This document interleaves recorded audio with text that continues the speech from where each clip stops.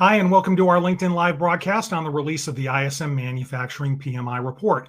I'm Dan Zeiger. I'm a senior writer and editor for Inside Supply Management. That's Institute for Supply Management's member publication.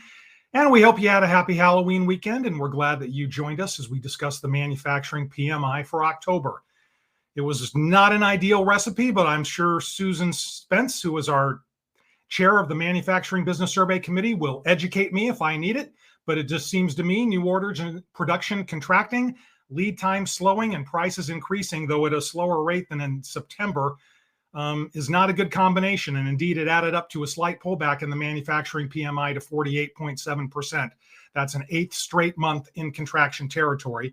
And while the prices index number did show some relief, tariffs do remain a headache, and that's impacting order levels and supplier delivery performance. So there is a lot to discuss, and so let's bring in Susan Spence, the chair of the ISM Manufacturing Business Survey Committee. And Susan, I'm going to read a quote to you from our friends at MarketWatch on their story on the PMI first. You can tell me if they're off base as I ask you what stood out to you among the October data. They said there wasn't really any good news. Production declined. New orders contracted for the eighth time in the last 9 months. Manufacturers trimmed the size of their labor forces, and employment hasn't grown since January. Were our friends at MarketWatch off base there, or are there any silver linings here? They're not off base, and I guess we could be done. They've said it all. I'm teasing. Silver linings. Desperately looking for a silver lining. That too should be the name of a band. So October didn't surprise me. Frankly, I was looking to see if my assumption about production being a kind of one-time blip was true. And indeed, it went back down almost 3 points. So, we continue to have not great news, even though overall, over a longer period of time, we're still in expansion. Long period of time, I think our number is 42. We continue to have just kind of staying in place, right? The demand indicators, the new orders, customer inventory backlog, new export orders, they all actually slightly improved. Customer inventory too low being a positive. They slightly improved. And I feel like sometimes we're just wanting to see some improvement and we can get excited, but you just got to remember it's still in contraction. It's interesting. The prices, as you mentioned, they're a little less bad. One of the interviews today, one of the reporters said, it's not that bad comparably. And my response was, I think we're recalibrating our measuring stick because it's not been good. And so any little blip, we're not fooling ourselves that that's recovery. It's not. So that surprised me. It didn't surprise me. It confirmed what I thought. The percent of manufacturing GDP in strong contraction really made me take a pause, right? So manufacturing GDP, which is about 10% of total GDP, went from 67 down to 58, but the percent in strong contraction below a 45 leapt from 28 to 41. And 3 of the top big six sectors are in strong contraction. That's very worrisome. Yeah, let's kind of elaborate on the situation that I described in the introduction. I think I may have tripped over it a little bit. My apologies, but I'll rephrase it and I'll ask you again. You look at some of the index numbers, new orders in production, we're in contraction territory. Prices down a little bit with the index reading, but that means they're still expanding just at a slower rate. Right. And then the supplier deliveries number, it keeps going up, which indicates slower deliveries, which we would typically indicate with a better demand and an improvement, but that's not happening here. So that's the bad combination that I was trying to get to that I wanted to ask you about. Just give me a little education on why that's not a good combination. Yeah, the supplier delivery is slowing faster, right? That's what we called it. You would love it if the story was the suppliers are so busy and businesses are so busy, they just, they're chock full of production. But as you noted, production down, new orders still being in contraction, even though slightly less bad. The combo's not good because you need something and a combination of some things in these indices to be moving in the right direction, not just once, right? So it feels like, a couple months ago, we saw an uptick in new orders, and then that went away. Uptick meaning, close to 50, slightly above. It moved to production, and now it's, that's gone as well. Backlog is up slightly, still in contraction. So it feels like the slight uptick blip, I'll call it, is moving through the supply chain. And then when it's out the door, it's out the door, right? So the question is, what will cause new orders to be sustainable and increase headed toward expansion? Well, it's customers having confidence that they should order. And right now, our panelists are telling them they're not. Customer inventories in some sectors get so low that there's not a choice but to reorder. But because of the continued chaos and whiplash around tariffs, right? People are still on hold for making capital investment decisions, despite 2 rate cuts now, quarter point. And they are on hold for replacing workers, because if those orders don't come through, they've got to shrink their SG&A somewhere. Where's it going to happen? Rather not hire than hire and have to lay off because the order stream didn't happen. So it continues to be a story about, the longer we go without a trade deal, maybe a reversal of tariffs, we'll see what the Supreme Court does, without certainty. The longer we go without certainty of what's going to happen to the raw material inputs of these products, and therefore, what the consumer demand and response is going to be, the longer we're going to have this, lack of growth, lack of breaking above 50 for any sustained period of time. Yeah. Well, Leah, let's get into some of the specific index numbers. We did mention prices, and we'll talk about that in relation to tariff. We'll talk about tariffs in relation to a lot of things throughout the course of this broadcast. But the prices index 58% in October, and that was significant because it ended a streak of 8 straight months above 60%. Yeah. But panelists in the comments, they noted tempering volatility a little bit, which I would imagine is good. But tariffs still remain a concern. Also a concern on supplier deliveries, which we'll probably touch on a little bit more. But yeah, just what's your read on that situation as it relates to prices? Yeah, the prices was curious to me. Again, we know they're still increasing, but 3.9 is a pretty big drop. It's encouraging. At the same time, why would it be dropping overall? It's a head scratcher for me. I don't really have an answer to that.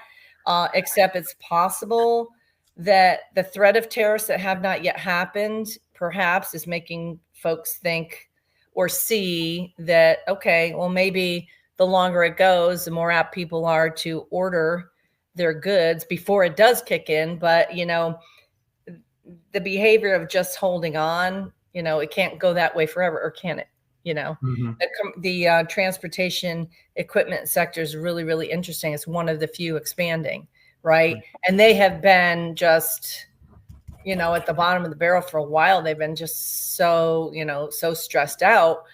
So they've got the country tariffs, they've got commodity tariffs, and, in the commercial vehicle space, semiconductor shortage of rare earth, right? All that, they feel like they've gotten beaten up from, all sides, yet they have now kind of broken the surface, but perhaps that's a blip too, right?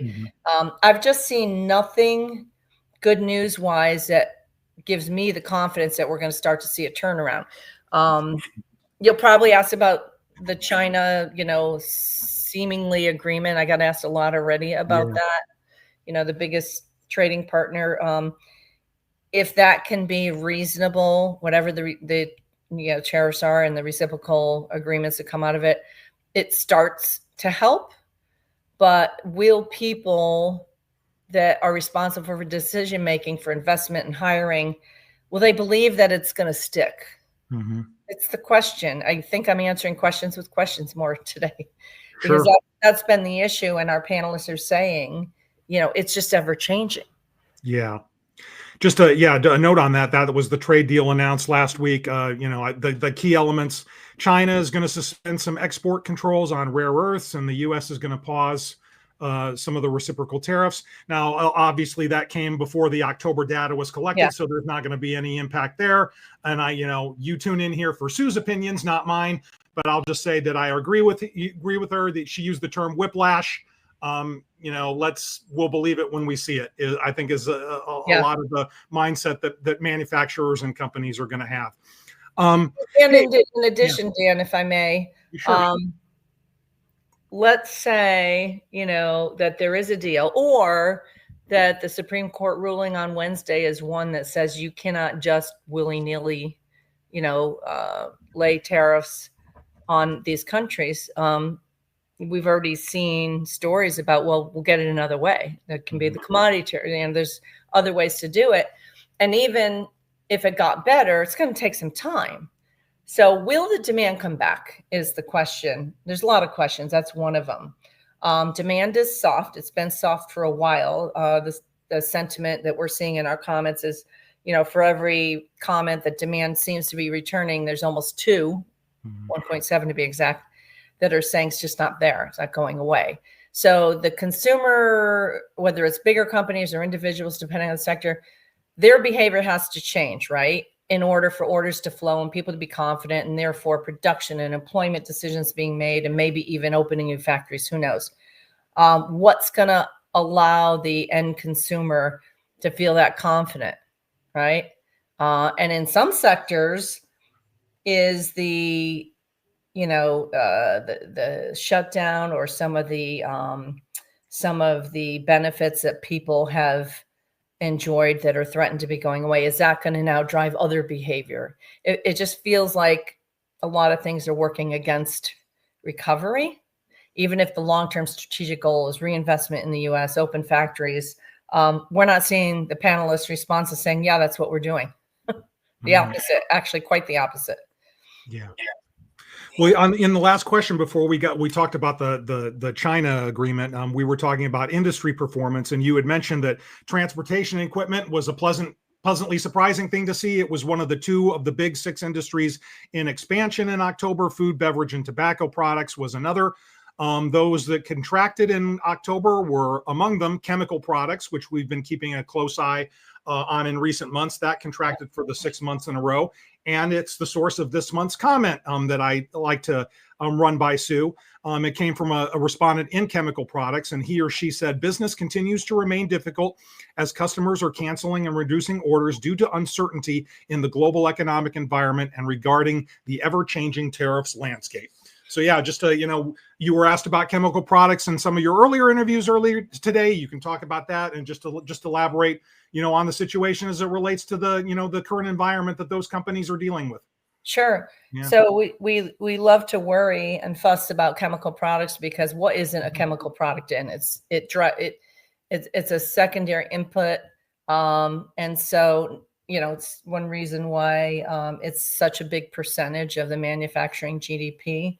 Right. It's something like 20% of the manufacturing GDP, 20.12. So I look at that as a bellwether, much like I look at the transportation industry services more than equipment as a bellwether. If there's a lot of people buying and shipping goods, you're going to see it in trucking. Again, I think, of course, of my former employer, FedEx. Chemical products, right? If you're not making products that this particular industry goes into, you're going to probably see it there first. So I'm not certain what the supposed, I won't call it a turnaround, but you got an increase in transportation. Let's see what happens over the next few months. There's been so many months where it was in the lowest growth of sectors. Mm-hmm. So this could, I guess, as well be a reaction to, at some point people have to replace their commercial fleet, right? We'll see. We'll see what happens. It's difficult to predict anything but kind of staleness and frozenness, because that's what people are telling us they're doing, because they're just not sure what's coming next. Right. Surprises are not good in the world of business. Yeah. Right? Yeah. Well, speaking about a current situation, I was chuckling as I prepared this today, as we suggested last month. When we were doing this call, we were into hour 10 or 11 or whatever it was of the federal government shutdown. And I can't remember whether it was you or me that joked, the next time we talk like this, we may still have a federal government shutdown. And indeed, we do. But it did surprise me. I looked at the comments, unless I missed it, I did not see anything from the respondents commenting on the shutdown. Yeah. Did that surprise you? And, what are you seeing? Yeah, it didn't, for two reasons. When we launched our survey, we were only 2 weeks in. Mm-hmm. Now we're 4 weeks in. I don't even want to think about what is going to happen if a month from now, Mm-hmm. it's still the case. So, goods and services, who does it impact the most? Well, certainly the people who are not getting paid right now. Right. I also think I heard something about the federal employees that are being furloughed. You'll start to see that hit some of the statistics. Of course, we're not getting those statistics because the BLS is not putting out the report because they're on furlough. So I think it's probably got to go a lot longer for it to show up in these numbers, but it just adds to the pile of not good stuff. Right. So especially if you are a consumer that happens to be directly impacted and you're not going to buy. I mean, you got holiday seasons coming up, it's just more stress on the economy, maybe not as immediate. And then once that's resolved, how long will it take to recover? We'll see. It just seems to be a bunch of factors working against us, man-made all, right? So it's frustrating for folks. And, it's tough to fly blind without employment data, but we have the ADP payroll data as well. And the numbers I see it looks roughly the same: jobless claims, continuing claims. So nothing yet. We'll see what next month brings. I think, frankly, that's critical for the immediate need, but getting trade deals with, China, Mexico, Canada, we have agreements, but there seems to be, in some cases, but then there's back and forth, right? We got another round with Canada right now going on. I guess another round of at least missiles being lobbed in the media, not really. So, yeah. Well, yeah, you touched on employment, and I definitely wanted to ask you about that because, as you alluded to, as long as this we're not getting federal data, ISM and ADP are going to be the authoritative sources on that. So let's get to our number. It was 46% in October. That's up 0.7% from 45.3 the month before. And you noted the ratio, as we regularly do because it's important, 1 to 3.4. 3.4 in favor of comments about reducing staff rather than adding staff. Yeah. Give us a lay of the land there. Sure. So for every comment that says we're finally hiring or backfilling, we're out recruiting, there's 3.4 comments that say we're not backfilling, we're laying off. I don't see as much, maybe about factory closures and, things like that. But, it's the 9th straight month of contraction for employment. Sometimes it's gone slower than contraction. Sometimes it's gone quicker, but it's not hovering around a 50. That's for sure. Right. I think it's going to take a whole lot of, other things happening for it to go there. So companies are still indicating, it would be nice if the only negative comment about employment is, we're so busy and, employment is so full that we're having a hard time finding people to fill jobs. It's not really what we're seeing in those comments. Well, let's we had alluded to this earlier, and you just said in your introduction, and definitely it's something we can drill down a little bit, and that's the share of GDP that is in contraction and strong contraction. Just to give you the numbers, in October, 58% of manufacturing GDP was in contraction. That's down from 67 the previous month. That's good news. But the share in strong contraction, and we define that as a PMI calculation for that industry of 45% or lower. That was up to 41%, compared to 28% in September. And I know you've discussed in the past that it's hard to really see the sector thriving and the economy thriving with numbers that high. Is that strong contraction percentage reaching an alarming number now? It is. It's a big number. But then if you look at, the industries that that are strongly contracting. I think is three of our big six, three of the big six that are, in strong contraction. So what's in contraction matters.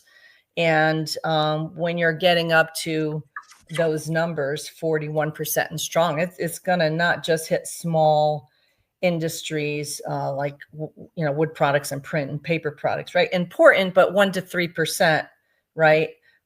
So it matters. Chemical products, we talked about that, and that is 20% of manufacturing GDP, 2% of total, total GDP, meaning all goods and services. So, again, it doesn't surprise me to see the number that high given 8 months of, not great data and continued chaos and concern and wringing of hands. So we need orders to flow. And again, as I said at the top of the call, orders won't flow until there's some kind of confidence. Number one, that you know what you're going to pay for, right? So maybe I'm going to buy ahead back in March and April, and that's what happened because I'm hearing about these scary tariffs and I want to just stock up. And maybe I'm only going to reorder, 1 month's worth to just limit, the painful impact of price increases versus maybe I'm ordering twice a year and 6 months at a time. So, these tariffs are having the opposite effects of spurning on, investment of manufacturing and job growth and everything else. It's not, because they're just so huge, some of these numbers we hear about.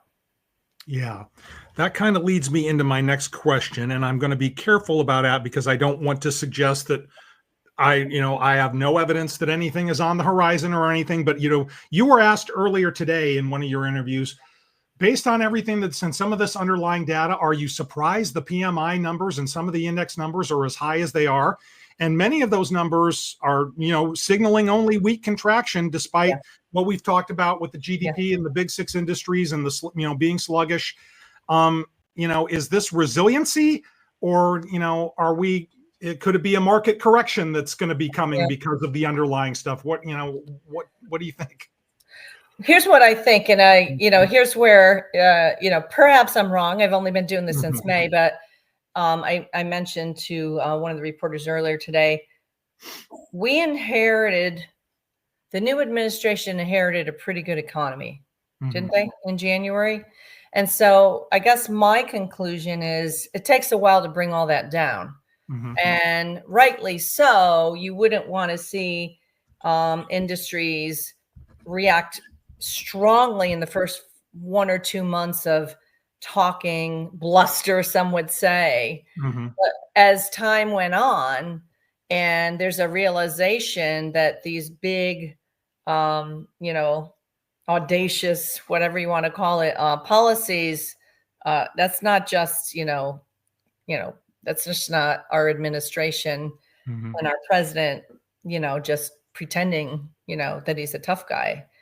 Months later, oh my goodness, this is serious. And, tighten up, buckle up. We need a little pain and we'll come out the other end. Well, it's been 8 months. It's a lot of pain. Yeah. So it takes a while to kind of erode all of that. The question is, at what point do we tip over into stagflation or recession? I don't have an answer to that. But 8 months is, that's a long time. So what helps? Deals, if they're going to be deals. And if they're going to be deals, perhaps they're reasonable and not 150% or 80% or whatever, just because I think that kills some industries, frankly. Yeah. Well, we have a couple or a minute or two before we get to, my usual question, if I, to have you conclude with anything that we haven't talked about. But I did want to ask, and it gives us an opportunity to visit that supplier deliveries number specifically. It was 54.2% in October. That was up from 52.6 in September. And as we talked about, that's not because demand is high, but because, right. And I think one of the commenters did allude to tariffs are having an impact in that. And which leads me to this question, you mentioned we're, in, month 7 or 8 of this. Are you surprised that, tariffs, who's going to pay them, which party is going to pay them, is still a haggle, based on, we had a playbook from the first Trump administration on this, and there is some guidance in the Incoterms with this, but companies are still haggling over that. Is it kind of a surprise? It's not, because why would you, depending if you're the customer supplier, why would you settle if you don't know what's going to happen? Mm-hmm. It's almost like, and I'm speculating a bit here, you're going to wait as long as you can to settle anything. If it's, I might settle and say, okay, I'll pay you 25% more, but then, what if it all gets undone by the Supreme Court? I read something somewhere, don't ask me to quote the source, because of course I'm not going to remember it, but it talked about clauses being put on prices. So this is the price, but almost like a surcharge, like a bag fee, something like that. This is my price, but anything that increases because of tariff, I'm just going to pass it directly. I'm not going to ask for more margin, but I'm not taking it on the chin either. So, back in, I think it was March, we had suppliers delivery slowdown, and we were I know Tim talked about it, and I felt the same. It's like we had port congestion when people were trying to figure out, especially if you're a smaller business, how do I even administer the right pricing of the product based on the tariff? Well, that came and went, right? And then, orders dried up a little bit. So maybe the supplier deliveries are going to be quicker. And now it's bizarre, but I'm not saying we don't pay attention to the number, but if you don't have a lot of product flowing through the pipeline because you don't have orders, you would think you'd have faster deliveries, but perhaps the slowdown in some industries, maybe it's because they aren't hiring those workers to replace the folks that have left, and therefore it takes longer. It's kind of anyone's guess in some cases. But you want it to be for a healthy reason, and it doesn't appear to be the case. Right. Well, yeah, we're coming up on time here. We got a couple minutes left, and this is where I usually just ask you, what should CEOs know about the data, or executives know, or if there's anything that we haven't talked about, or anything that I haven't asked that you think is important to include before we wrap up. Yeah, I think the leadership at these companies ought to just, and I would hope they already are, just really understanding their own costs and what their contingency and risk management plans might be with regard to pricing. Years ago or in any other time, we might say, well, depending on what your commodity pricing is doing, maybe now you strike a long-term deal. Well, maybe you don't want to do that. Maybe you got to get clever with, do you need an exit ramp just in case the tides turn? I would just advise, as always, spend a lot of time with your sourcing leadership team. They're going to be the ones on the ground understanding what's going on. And if you're a CEO of a consequential size business, talk to your state reps and your senators and your Congress people and put that pressure on, right? There are a lot of jobs in communities, and that's how these folks are getting elected. So you got to speak up and push. And you see the airlines doing that now, right? I just read something recently about the airline congestion and TSA and the air traffic controllers, were the loudest voice in the airlines were, because it was killing the industry, right? So obviously that's shut down and not this, but continue to speak up and push for the elected representatives to get a deal done. And, whatever's going to happen court case wise for tariffs, hopefully that's going to happen sooner rather than later, and, get us healthy again. We'll see. Yeah. Well, it sounds like there will be a lot. It'll be an eventful month, and there will be a lot to talk about when we reconvene in December. You or I may have some holiday decor in the background, and that could add some much needed cheer. Yes, to the situation. I'll put a little Christmas hat on the fish on the wall. Well, thanks a lot, Sue. It was a great conversation. I learned a lot. Thanks a lot. I appreciate it. Dan. Thanks for joining us today. For more information, feel free to go to ismworld.org, where you can read our roundup article that details a lot of what Sue and I had just discussed here. And if you want to be a part of the ISM Manufacturing or Services Business Survey panels that help compile data for the ISM PMI reports, go to ismworld.org/join the panel for more information. Join us on Wednesday when we break down the Services PMI report with Steve Miller. He's the chair of ISM Services Business Survey Committee. And so for Sue Spence and the people who helped us behind the scenes, their names are Christina Cahill and Jennifer Stevens. My name is Dan Zeiger, and I'll see you next time.